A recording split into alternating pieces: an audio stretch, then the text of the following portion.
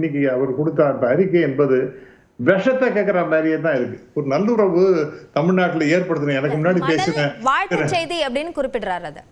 இல்ல அதான் அது வாழ்த்தை விட விஷத்தை அவர் கக்குவதாகத்தான் நான் பார்க்கிறேன். எனக்கு முன்னாடி பேசின சீனிவாசன் நல்லுறவு பேண வேண்டும் அப்படிங்கிற மாதிரி எல்லாம் சொல்றாரு. இந்த மாதிரி விஷத்தை நீ கக்கிட்டு அதற்கு பிறகு நல்லுறவு வேண்டும் அப்படின்னு சொன்னா அது எப்படி ஏற்க முடியும்?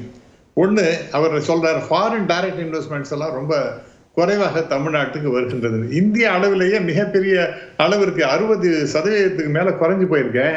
அப்ப இந்திய அரசு அவர் குறை சொல்ல வேண்டாமா?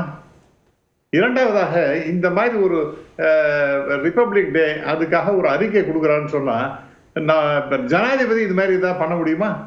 ஜனாதிபதி மத்திய அரசை குறை சொல்லி ரொம்ப இண்டிக் பண்ற மாதிரி ஒரு படு மோசமான ஒரு அறிக்கையை கொடுக்க முடியுமா? இங்க தமிழ்நாட்டில் இவர் இருக்கின்றார் என்றால் மத்தியால ஆளுகின்ற அரசு அவருடைய ஏஜென்டாக இங்க இருப்பதனால இவர் இஷ்டத்துக்கு அவர் பேசுகிறார். ஃபாரின் டைரக்ட் இன்வெஸ்ட்மெண்ட்ஸ் நான் சொன்னேன், அது 60% மேல குறைஞ்சு போயிருக்கு. அப்ப அகில இந்திய அளவிலேயே குறைஞ்சிருக்குன்னு தமிழ்நாட்டை பத்தி அவர் பேசி எப்படி இருந்தாலும் நமக்கு முன்ன பின்னதான் இருக்கும். ஆகவே அதை ஒரு பெரிய இஷ்யூவாக எடுக்கக்கூடாது.